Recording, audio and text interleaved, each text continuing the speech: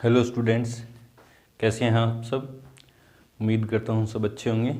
तो आज अपन बात करते हैं एनसीईआरटी मैथ्स क्लास 10th में चैप्टर फर्स्ट में एक्सरसाइज 1.2 में क्या है। इसमें अपन क्या करेंगे, अभाज्य गुणनखंड विधि से एलसीएम और एचसीएफ ज्ञात करेंगे। उसके लिए सबसे पहले आपको पता होना चाहिए कि अभाज्य संख्याएं और भाज्य संख्याएं क्या होती हैं। देखो समझना इसको। अभाज्य संख्याएं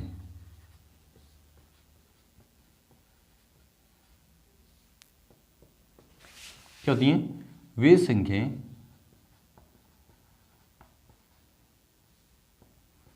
जिनमें खुद के अलावा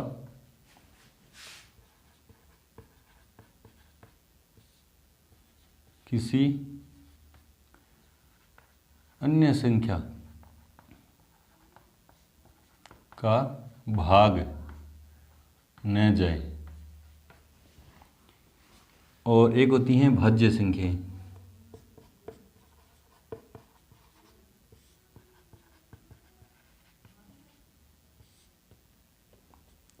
वे संख्याएं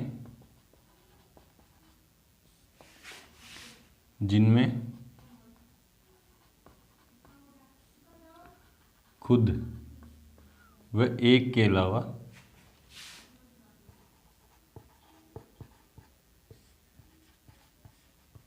किसी अन्य संख्या का भाग जाए, वे भाज्य संख्या होती हैं। तो अभाज्य संख्या क्या होती हैं? वे संख्याएं जिनमें खुद और एक के अलावा किसी अन्य संख्या का भाग न जाए। और भाज्य संख्याएं क्या होती हैं? वे संख्याएं जिनमें खुद व एक के अलावा किसी अन्य संख्या का भाग जाए। जैसे मैं आपके सामने बहुत सारी संख्या लिख रहा हूँ।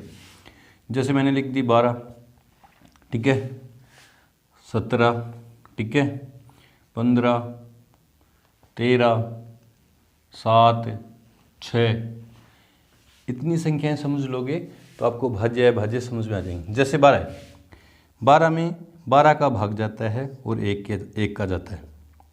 12 की और एक के अलावा किसी अन्य संख्या का भाग जा रहा है क्या? सर 2 का जा रहा है, 3 का जा रहा है। हमें तो कोई एक चाहिए, खुद के और एक के अलावा कोई एक और चाहिए आपको। तो क्या मिला? 2 मिला। तो खुद के और एक के अलावा किसका भाग जा रहा है? इसमें 2 का भी जा रहा है, 3 का भी जा रहा है। हमें 2 नहीं भी मिले, 2 मिल गए। खुद के और एक के अलावा एक और मिल गई, जैसे 2 मिल गई। तो ये अभाज्य संख्या नहीं, ये क्या है? भाज्य। इसको देखा, 17 में या तो 17 का भाग जाता है या 1 का, इसके अलावा किसी अन्य संख्या का भाग नहीं जाता। तो ये क्या है? अभाज्य संख्या, ठीक है। 15 क्या होगी बताओ? 15 में 15 का जाता है, 1 का जाता है। इनके अलावा किसका जा रहा है? 5 का जा रहा है। तो ये क्या होगी? भाज्य। 13 में या तो 13 का जाएगा या 1 का जाएगा। तो ये क्या होगी? अभाज्य। ये दो आप खुद से बताएंगे कमेंट करके, क्या है भाज्य और अभाज्य, ये आप बताना। तो उम्मीद करता हूँ ये आपको समझ में आ गया होगा, भाज्य और अभाज्य संख्याएं, ठीक है। इस पे बेस अपन क्वेश्चन करते हैं।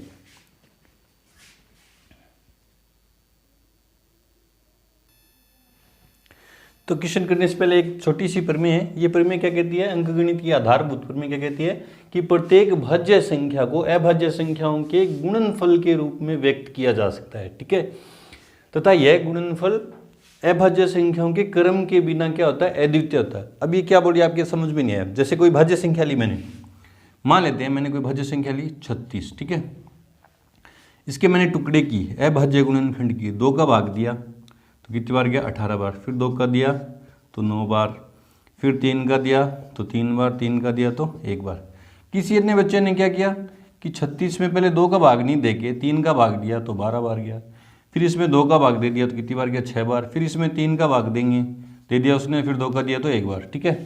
किसी अन्य बच्चे ने क्या किया, 36 को 3 का भाग दिया 12 बार, फिर 3 का दिया 4 बार, फिर 2 और 1। तो ये प्रमेय क्या कहती है कि प्रत्येक भाज्य संख्या को, जैसे ये टुकड़े देखूं तो क्या है? 2 गुणा 2 गुणा 3 गुणा 3। ये वाले देखूं तो 36 के टुकड़े क्या है? 3 गुणा 2 गुणा 3 गुणा 2। ये वाले देखूं तो 36 के टुकड़े क्या है? 3 गुणा 3 गुणा 2 गुणा 2। तो अब ये प्रमेय आपके समझ में आएगी अच्छे से। ये प्रमेय क्या कहती है कि प्रत्येक भाज्य संख्या को अभाज्य संख्याओं के गुणनफल के रूप में व्यक्त किया जा सकता है, ठीक है। लेकिन फिर आगे क्या बोल रही है कि यह गुणनफल, यह जो गुणनफल है अभाज्य संख्याओं के क्रम के बिना, क्रम तो आगे पीछे हो सकता है, उसके अलावा अद्वितीय होता है। मतलब ये नहीं होगा कि इस बच्चे के टुकड़ों में 3 आया तो इसके में टुकड़ों में 5 आ गया, इसके टुकड़ों में 7 आ गया, ऐसा नहीं होगा। इस बच्चे के टुकड़ों में क्या आया, 2 गुणा 2 गुणा, 2 बार तो 2 है और 2 बार 3 है, क्रम आगे पीछे से मतलब नहीं है। इस बच्चे ने टुकड़े की उनमें क्या आया, 2 बार 3 है और 2 बार क्या है, 2 है। इस बच्चे ने टुकड़े की उनमें क्या, 2 बार 3 और 2 बार 2। मतलब समझ में आया आपके कि क्रम तो आगे पीछे हो सकता है, लेकिन ये नहीं हो सकता कि इसके टुकड़े में कुछ और आ रहा है, उसके टुकड़े में कुछ और आ रहा है। ये प्रमेय कहती है, ठीक है। इस पे बेस क्वेश्चन आएगा थोड़ा बहुत, उसमें अपन यूज में लेंगे। इसको करते हैं क्वेश्चन, वीडियो को रोकिए और नोट करें।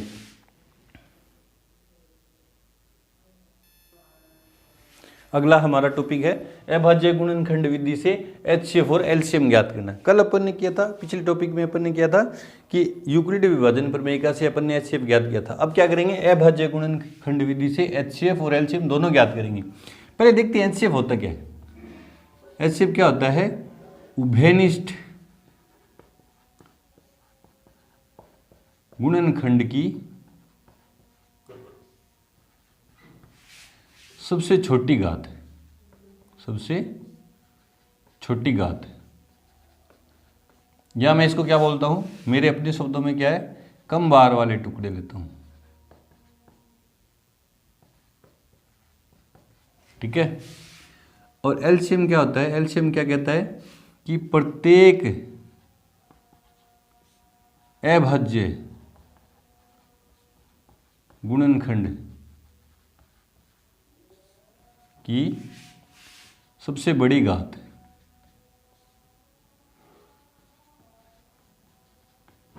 और ये अपने शब्दों में क्या है, ज्यादा बार वाले। जैसे भी आपको समझ में आए, क्वेश्चन करेंगे तो समझा दूंगा, ठीक है। ये तो था HCF और LCM। अब दो संख्याओं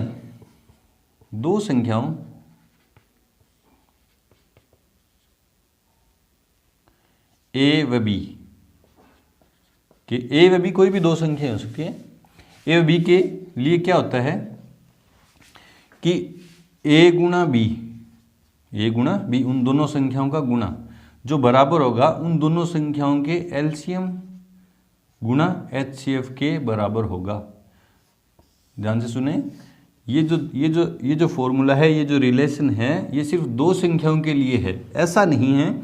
दो संख्याओं के लिए क्या होता है, उन दोनों संख्याओं को आपस में गुणा कर दूं, वो हमेशा बराबर आएगा किसके, उन दोनों संख्याओं के LCM और HCF के बराबर आएगा, ठीक है। लेकिन ये बात ये सही नहीं होगी, तीन संख्याओं के लिए बात सही नहीं होती कि आप बोले सर ने बताया दो संख्याओं के लिए, तीन संख्याओं के लिए भी होता है क्या कि A गुणा B गुणा C बराबर होता है HCF गुणा LCM। उन दोनों तीनों संख्याओं के HCF और LCM के गुणा के बराबर नहीं होता। ये जो रिलेशन है सिर्फ दो संख्याओं के लिए है, ठीक है। चलो अभी एक्सरसाइज करते हैं अपन 1.2। वीडियो को रोकें और नोट करें।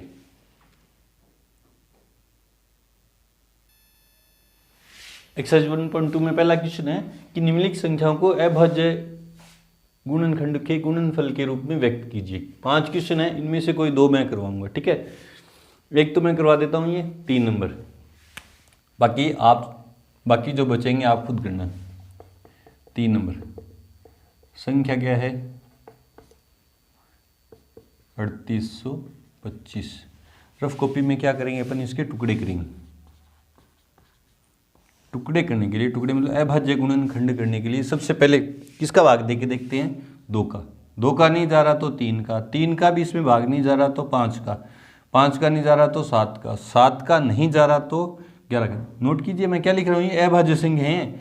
2 का भाग नहीं जा रहा तो 3 का, 3 का नहीं जा रहा तो बच्चे 4 का देते हैं, जिसमें 2 का भाग नहीं जा रहा उसमें 4 का कभी नहीं जाएगा। तो इन अभाज्य संख्याओं के अपन भाग दे के देखेंगे। 13 का नहीं जा रहा तो 17 का, 17 का नहीं जा रहा तो 19 का, नहीं जाए तो 23 का, 23 का नहीं जाए तो 29 का। इस तरह से आगे चलते रहेंगे, ठीक है। तो सबसे पहले इसमें 2 का भाग आपने दे के देखा, नहीं जाएगा। 3 का भाग 5 2 7 8 15 3 18, हाँ 3 का भाग जाएगा। 3 से विभाज्यता का नियम है ये, तो इसमें 3 का भाग कितनी बार जाएगा, आप रफ कॉपी में यूँ भाग दे के देख लेना कि 38 25 में 3 का भाग कितनी बार गया, 3 एकम 3 8, 3 दूनी 6, 2 22, 7 तिया 21, 1 बचा 15, 5 तिया 15, 3 का भाग कितनी बार गया, 12 7 5 1275 में, ठीक है। 12 7 5 12, 2 14 1 15, फिर इसमें 3 का भाग जाएगा, कितनी बार जाएगा, 4 तिया 12, 3 दूनी 6, 5 तिया 15, फिर 3 का 5 2 7, 3 का जाएगा नहीं इसमें, फिर 5 का देंगे, 8 5 40, 2 बच्चे 85, फिर इसमें 5 का देंगे तो 17 बार, और फिर 17 में किसका जाएगा, 17 का 1। तो ये रफ कार्य था, अपन ने क्या किया, टुकड़े कर लिए रफ कॉपी में इसके। तो 3825 के टुकड़े क्या हुए, 3 गुना 3 गुना 5 गुना 5 गुना 17, तो क्या हुआ, 3 की स्क्वायर 2 आते हैं तो 2 बार हो गए, और 5 कितनी बार है, 2 बार, और 17 कितनी बार है, 1 बार। तो ये हमारा आंसर आ गया। बस इसके टुकड़े करके लिखने थे। तो वीडियो को नोट रोकें और नोट करें।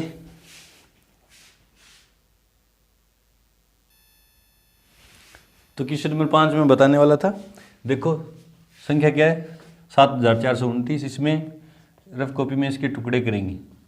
तो आपने देखा 2 का भाग देके देखोगे, इसमें नहीं जाएगा, 3 का दोगे नहीं जाएगा, 5 का भी नहीं जाएगा, 7 का भी नहीं जाएगा, 11 का भी नहीं जाएगा, 13 का भी नहीं जाएगा, 17 का जाएगा इसमें।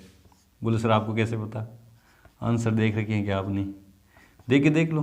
17 चौका 68, 6 2,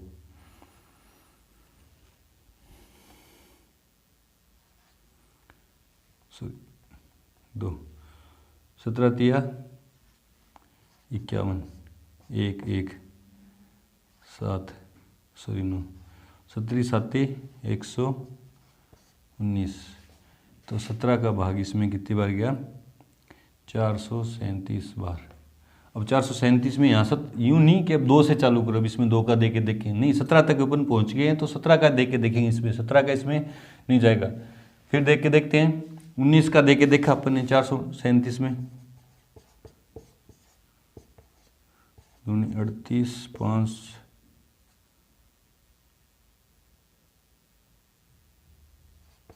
19 दिया 57, हाँ 19 का गया इसमें, कितनी बार गया, 23 बार, और फिर इसमें 23 का गया 1 बार। तो 74 29 में किसका भाग, कि क्या क्या टुकड़े हुए, 17 गुना 19 गुना 23। ठीक है, वीडियो को रोकें और नोट करें।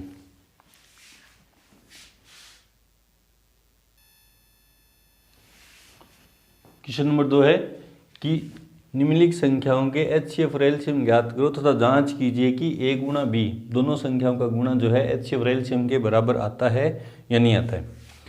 तो 3 क्वेश्चन है, 3 पार्ट है इसमें, एक मैं करूँगा, बाकी 2 आप खुद करना। उसके लिए पहले मैं लिख देता हूँ। LCM में मैंने आपको क्या बताया था, ज़्यादा बार, और HCF में मैंने आपको क्या बताया था, मेरी जो ट्रिक है वो क्या है, कम बार। ठीक है, बाकी तो किताब के अकॉर्डिंग तो जो परिभाषा थी वो मैंने आपको लिख दी थी, आप उसमें देख लेना चाहिए, यहाँ समझ में आए तो ये वाला कर लेना। एक क्वेश्चन करवा देता हूँ मैं, क्वेश्चन नंबर 2 करवा देता हूँ। क्या संख्याएं क्या है, 510 है व 92। तो रफ कॉपी में इन दोनों के अभाज्य गुणनखंड कर लेंगे, 510 के भी कर लेंगे और 92 के भी कर लेंगे। तो करते हैं, 510 में 2 से भाग दिया तो 2 दूनी 4, 5 दूनी 10, 5 दूनी 10, फिर 2 से तो 2 का जाएगा नहीं, 3 का भाग देंगे तो 8 तिया 24, 5 तिया 15, फिर 3 का जाएगा नहीं तो किसका जाएगा, 8 5 13, 3 का जाएगा नहीं, 5 का 1 7, तो फिर 17 का गया 1 बार, और 92 के टुकड़े 2 का 4 दूनी 8, 6 दूनी 12, 2 का 23 दूनी 46, फिर इसमें किसका आ जाएगा, 23 में 23 का ही जाएगा तो 1 बार। हाँ, तो 510 के टुकड़े क्या हुए, 2 गुना 3 गुना 5 गुना 17। ठीक है, और 92 क्या हुए 2 गुना 2 गुना 23, ठीक है। तो पहले निकालते हैं अपन HCF दोनों का, HCF किस किस का 510 का और 92 का। HCF में क्या लिखा मैंने कम बार, 2 इसमें कितनी बार है 1 बार है, इसमें कितनी बार है 2 बार है, तो कम बार कितनी बार है 1 बार, तो 1 बार ले लिया। 3 इसमें 1 बार है, इसमें 0 बार है ही नहीं, बोले सर ये 3 नहीं ये 23 है। 3 इसमें 1 बार है, इसमें 0 बार है, कम बार मतलब लेना ही नहीं, 0 बार लेना ही नहीं। 5 इसमें 1 बार है, इसमें 0 बार है, तो इस कम बार क्या है 0, तो लेंगे नहीं। 17 भी नहीं लेंगे, इसी तरह 23 भी नहीं लेंगे। तो HCF कितना आया इनका 2। फिर निकालेंगे LCM किस किस का 510 का और 92 का। LCM में कौन से टुकड़े लेने हैं ज़्यादा बार वाले, तो 2 इसमें 1 बार है, इसमें 2 बार, तो 2 बार ले लिया। 3 इसमें 1 बार है, इसमें 0 बार, तो ज़्यादा बार को कितनी बार है 1 बार। 5 इसमें 1 बार है, इसमें 0 बार, तो ज़्यादा बार कितनी बार है 1 बार। फिर 17 इसमें 1 बार है, इसमें 0 बार, तो ज़्यादा बार 1 बार। फिर 23, अब इनको गुणा करते हैं। 5 तिया 15, दूनी 30, दूनी 60। 60 को किससे गुणा करेंगे 17 से, 17 छक्के 102, 1020। 5 तिया 15, दूनी 30, दूनी 60। 60 को 17 से गुणा किया, 17 छक्का 102, 1020 को किससे गुणा करेंगे 23 से। 0 6 0 3 0 4 0 2 0 6 4 3 2, तो कितना आया LCM कितना आया 23,460। 510 और 92 का। ये तो आधा क्वेश्चन हो गया। HCF और LCM ज्ञात करो, तो हमने ज्ञात कर दिया। अब जांच भी करनी है। जांच क्या करनी है कि A गुना B मतलब दोनों संख्याओं का गुणा क्या बराबर आता है, क्या किसके उनके HCF और LCM के गुणा के बराबर आता है या नहीं आता। तो जांच करते हैं। क्योंकि दोनों संख्या कौन सी है 510 गुणा 92, गुणा कर लेते हैं रफ कॉपी में। तो 510 को 92 से गुणा किया तो 0 2 10 0 9 45 0 2 9 6 4 46 920 और HCF गुणा LCM क्या आया, HCF का मान कितना आया 2 गुणा LCM का मान कितना आया 23,460। अब इसको 2 से गुणा करूँगा तो 2 0 0, 6 दूनी 12, 4 दूनी 8 और 1 9, 3 दूनी 6 4 46 920। 46 920 आपने देखा कि दोनों संख्याओं का गुणा भी 46 920 और HCF और LCM का भी गुणा कितना आया 46 920।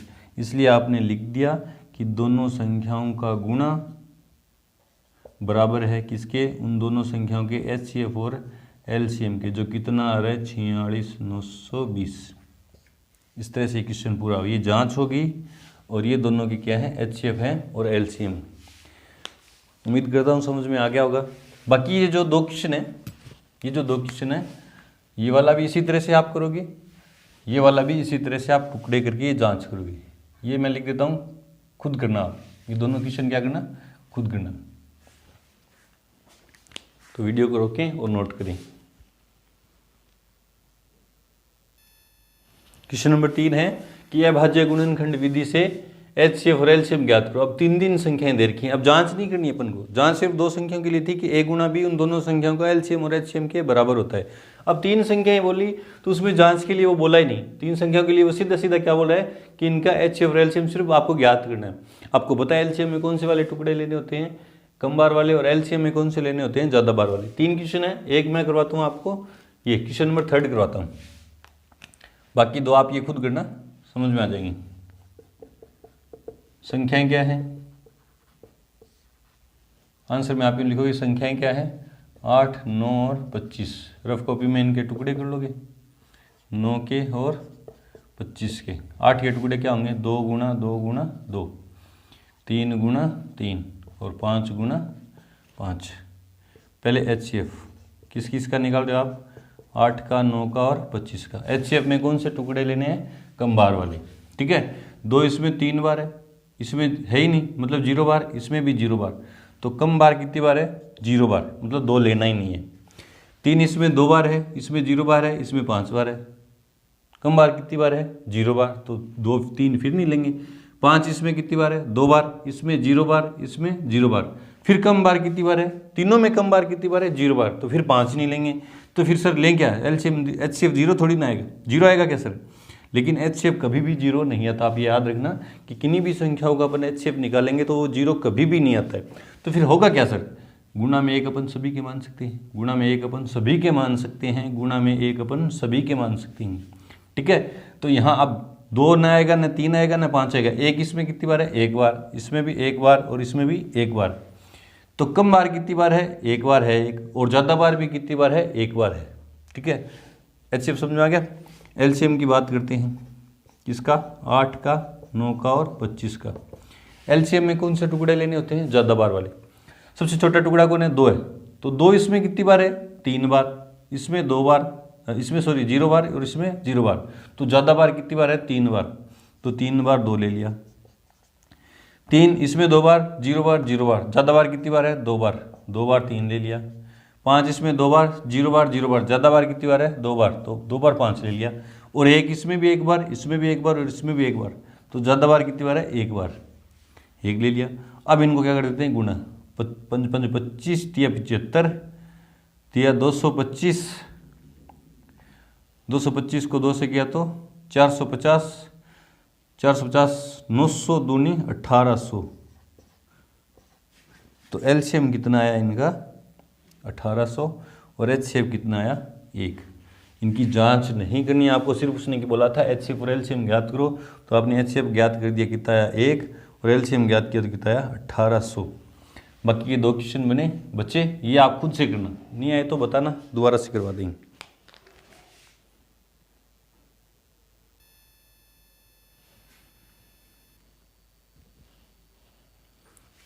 क्वेश्चन नंबर 4 है, क्या कह रहा है? HCF 306 और 657 का कितना है? 9 है। 9 ही है ना? हाँ 9 है। और LCM 306 और 657 का अपन को क्या करना है? ज्ञात करना है। तो हमारे पास एक संबंध था, आंसर में अपन यूँ लिखेंगे क्योंकि हमें संबंध याद रहता है। संबंध क्या था कि A गुणा B, 2 संख्याओं के लिए बात होती है कि 2 संख्याओं का गुणा हमेशा बराबर होता है किसके? LCM के, उन दोनों संख्या के LCM गुणा HCF के क्या होता है? बराबर होता है। तो इस रिलेशन में जो भी अपने पास वैल्यू है सारी पुट कर देंगे। A की वैल्यू कितनी है? 2 संख्याएं, ये क्या आती हैं? 2 संख्याएं कितनी हैं? 306 गुणा दूसरी संख्या कितनी है? 657 बराबर LCM कितना है? LCM तो मुझे ज्ञात करना है, तो LCM की जगह LCM गुणा HCF कितना है? 9 है। अब मुझे LCM की वैल्यू चाहिए, 9 इधर गुणा में इधर आएगा तो भाग में, 306 गुणा 657 बट्टा में 9 बराबर क्या बचेगा? LCM। तो 9 का भाग दे देते हैं, 9 1 का 9 दूनी 9 3 27, बच्चे 3 36, 9 चौका 36। तो LCM बराबर कितना आएगा? 34 गुणा 657। इनको गुणा कर देंगे, 657 को 34 से गुणा, 7 चौका 28, 2 5 चौका 20, 2 22, 2 24, 2 26, 7 21, 5 3 15 और 2 17, 19, 8 3 13, 12, 2। तो LCM कितना आया? 22 338। इन दोनों संख्याओं का LCM कितना आया? 22 338। इस रिलेशन पे एक क्वेश्चन पक्का आता है, तो वीडियो को रोकें और ये क्वेश्चन नोट करें।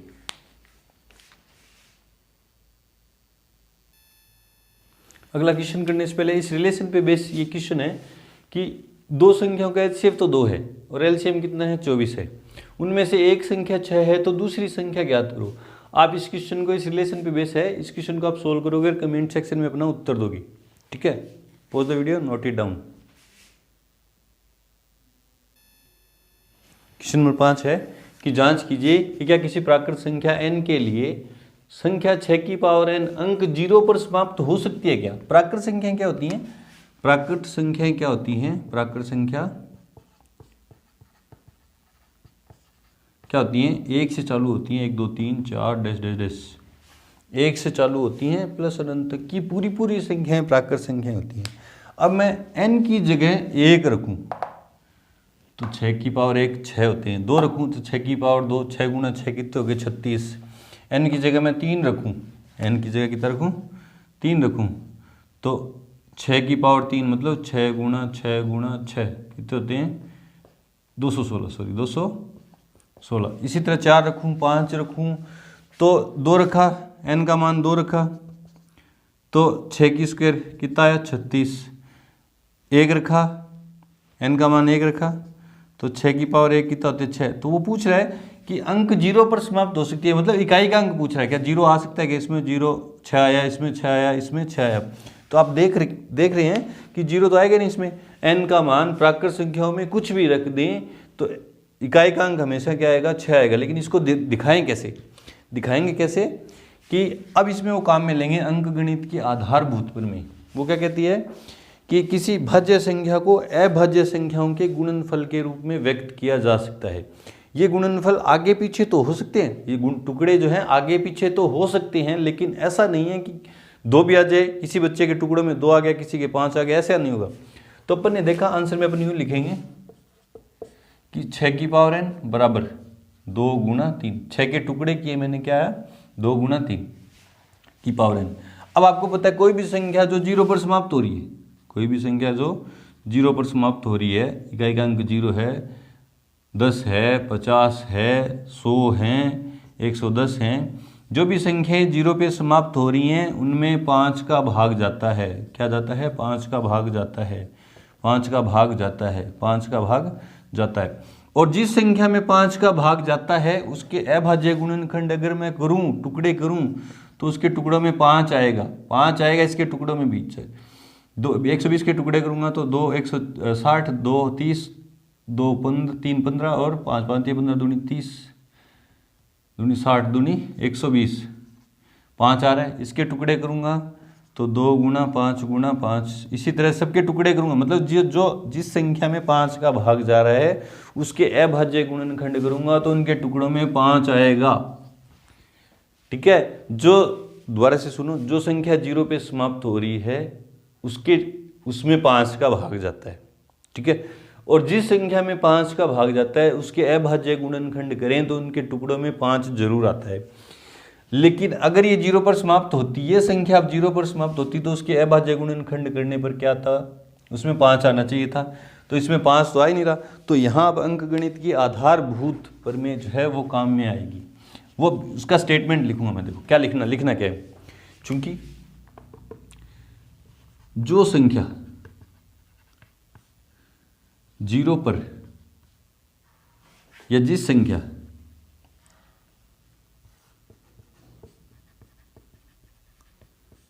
के इकाई का अंक 0 होगा उसमें 5 का भाग जाएगा। ठीक है, वह जिसमें 5 का भाग जाएगा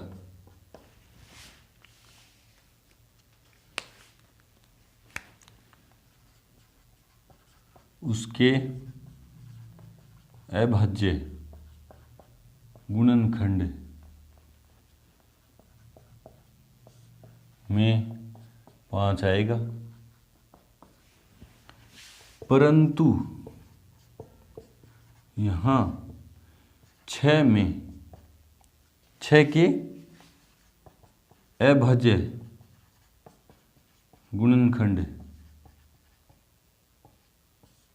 में 5 नहीं आ रहा है, इसलिए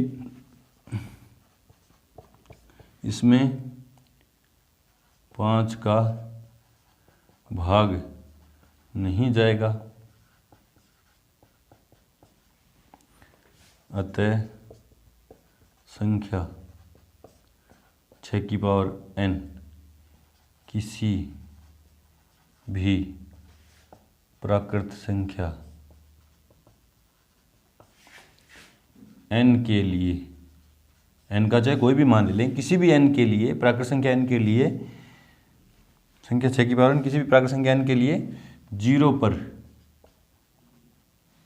समाप्त नहीं होगी। आपसे यही पूछ रहा था कि किसी भी प्राकृत संख्या n के लिए ये जो संख्या है वो 0 पर समाप्त होगी कि नहीं। दोबारा से देखते हैं। आपको पता है जो भी संख्या 0 पर समाप्त होगी उसमें 5 का भाग जाएगा, और जिस संख्या में 5 का भाग जाएगा उसके अभाज्य गुणनखंड करेंगे तो उसमें 5 आएगा। तो अपन ने देखा कि जो संख्या थी 6 की पावर n थी, उसके टुकड़े किए, मैंने 6 के टुकड़े किए, पावर में तो n पड़ा है, तो क्या है उसके टुकड़ों में 2 और 3 है। तो आपने क्या देखा, जिस संख्या के इकाई का अंक 0 होगा, मतलब जो संख्या 0 पर समाप्त होगी इसका इकाई का अंक 0 होगा, उसमें 5 का भाग जाएगा, और जिसमें 5 का भाग जाएगा उसके अभाज्य गुणनखंड में 5 आएगा, जिसमें जा रहा है उसमें आएगा। लेकिन अपन ने यहाँ इस संख्या में क्या देखा, परंतु यहाँ 6 के अभाज्य गुणनखंड में 5 नहीं आ रहा। 5 नहीं आ रहा मतलब उसमें 5 का भाग नहीं जाएगा, और जिसमें 5 का भाग नहीं जा रहा वो संख्या 0 पर समाप्त नहीं होगी। अतः संख्या 6 की पावर n 0 पर समाप्त नहीं होगी। तो वीडियो को रोकें और नोट करें।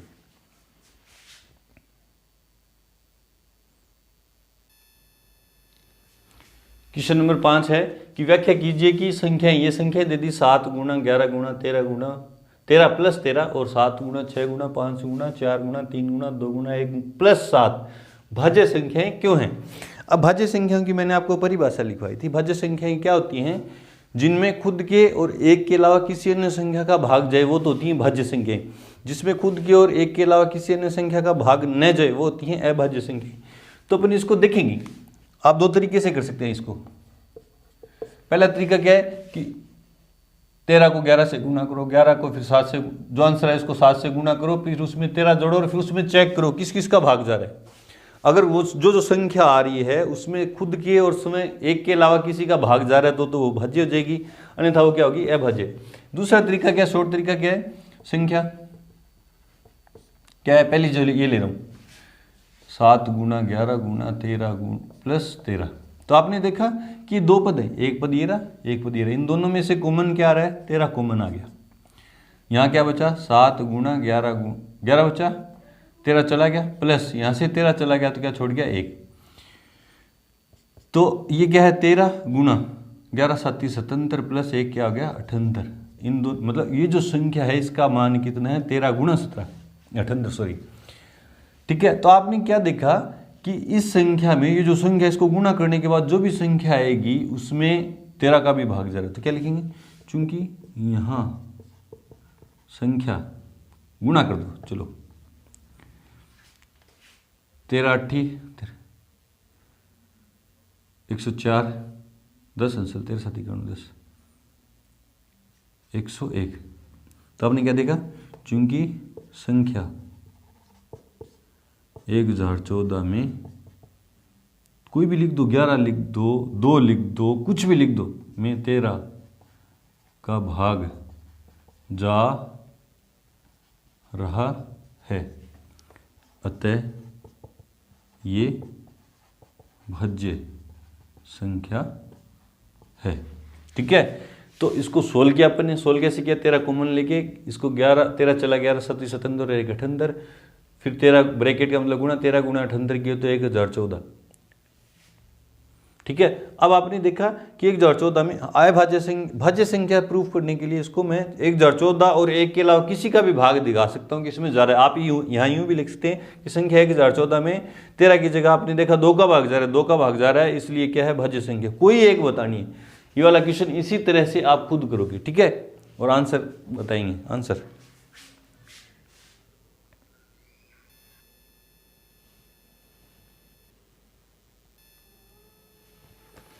क्वेश्चन नंबर 7 है, बड़ा क्वेश्चन है, लिखा नहीं। किसी खेल के मैदान के चारों ओर एक वर्ताकार पथ है, कोई ग्राउंड है,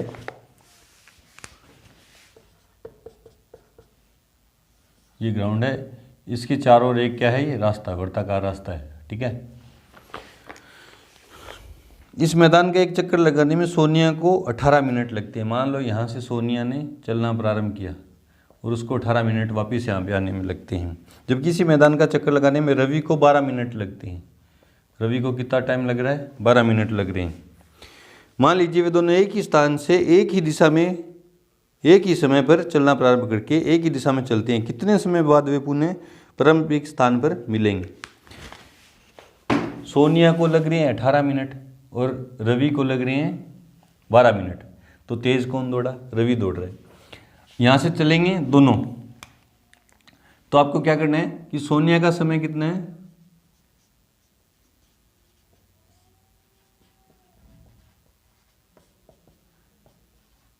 18 मिनट और रवि का 12 मिनट। तो आपको कम से कम क्या निकालना है? वो कम से कम वाला समय निकालना है जो वे दोनों वापस आके मिलते हैं। कम से कम समय निकालने के लिए आपको इन दोनों का क्या निकालना है? एलसीएम निकाल देना है। तो 18 के टुकड़े की एलसीएम निकालने का आपको पता है। टुकड़ा एलसीएम निकालने का तरीका क्या है? ज़्यादा बार वाले टुकड़े आपको लेने हैं। तो 18 के टुकड़े क्या है? 2 गुना 3 गुना 3। 12 के क्या हुए? 2 गुना 2 गुना 3। 3 19 12, 3 3 9 18। तो एलसीएम क्या आया? ज़्यादा बार 2 इसमें एक बार है, इसमें 2 बार है। ज़्यादा बार कितनी बार लेंगे? 2 बार। 3 इसमें एक बार है, इसमें 2 बार है। तो ज़्यादा बार कितनी बार? 2 बार। ज़्यादा बार 2 बार ले लिए। तो एलसीएम कितना है? 3 3 9 दूनी 18 दूनी 36। एलसीएम कितना आया दोनों का? 36। तो वो कितने समय बाद प्रारंभिक स्थान पर मिलेंगे आके? 18 मिनट सॉरी अतः दोनों 36 मिनट बाद मिलेंगे वापिस उसी स्थान पे आके। कितनी देर बाद मिलेंगे? 36 मिनट बाद। तो एक्सरसाइज यहाँ पे 1.2 पूरी हुई। ठीक है, चलो मिलते हैं नेक्स्ट वीडियो के साथ।